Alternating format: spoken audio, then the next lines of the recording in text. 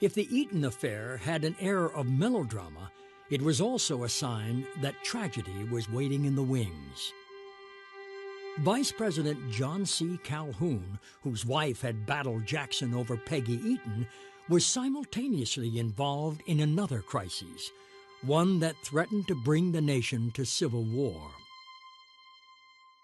John C. Calhoun, from about 1830 on, was obsessed for the remainder of his life with one fundamental problem. And that was the problem of protecting slavery in a nation where slaveholders were becoming a minority.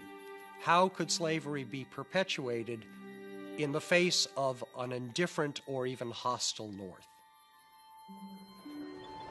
The crisis was triggered not by slavery, but taxes.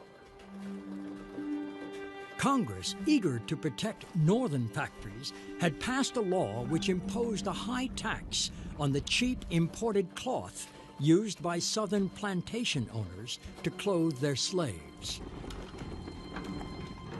Determined to eliminate the tax and protect slavery, Calhoun began promoting nullification, under which every state had the right to disregard, within its borders, any law it considered unconstitutional.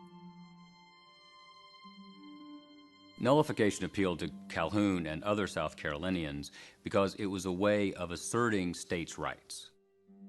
And clearly that was a fundamental threat to the entire idea of a federal system. And it went straight to the heart of the fundamental American question of who was sovereign.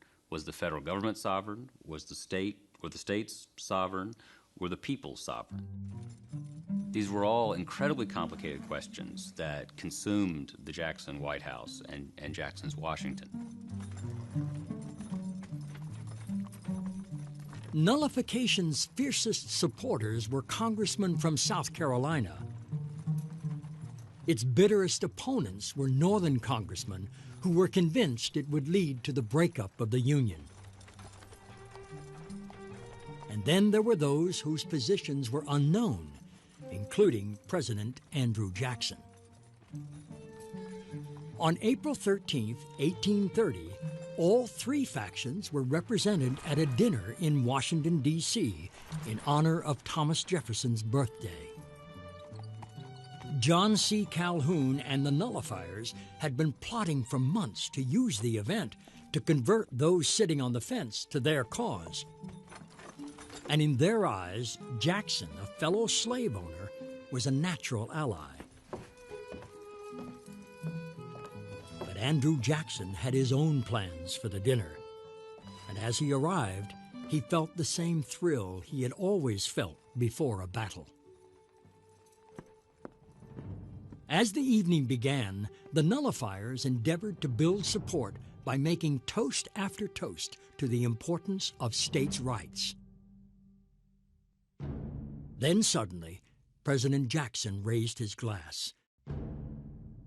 Looking John C. Calhoun straight in the eye, he made his toast.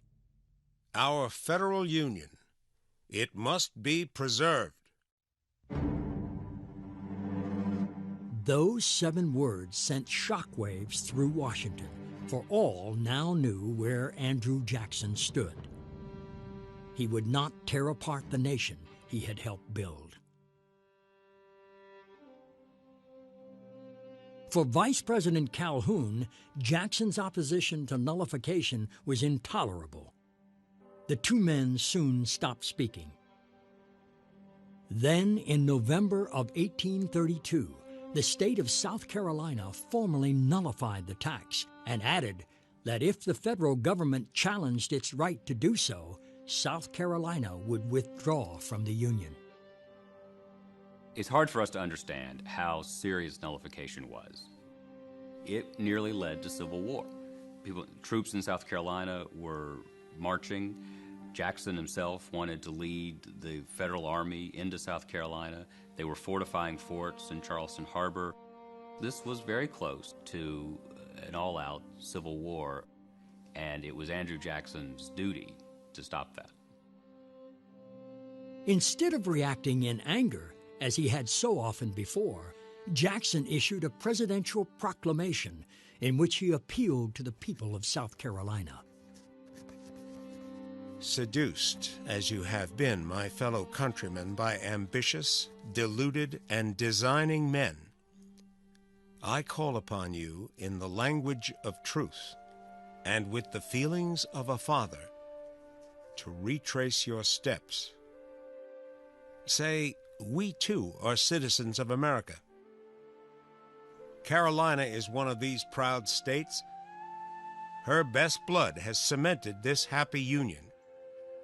And then add, if you can, without horror and remorse, this happy union we will dissolve. This picture of peace and prosperity we will deface.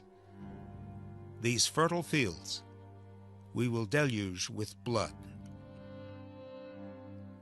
Disunion by armed force is treason. Are you ready to incur its guilt? And that's when he said, the union is perpetual. It is not a union of states. It is a union of people. And once you're in that union, you can't get out. And I, as the chief executive, have sworn to enforce the laws. Both those ideas are adopted by Abraham Lincoln in his inaugural. The whole thing is set up by Jackson.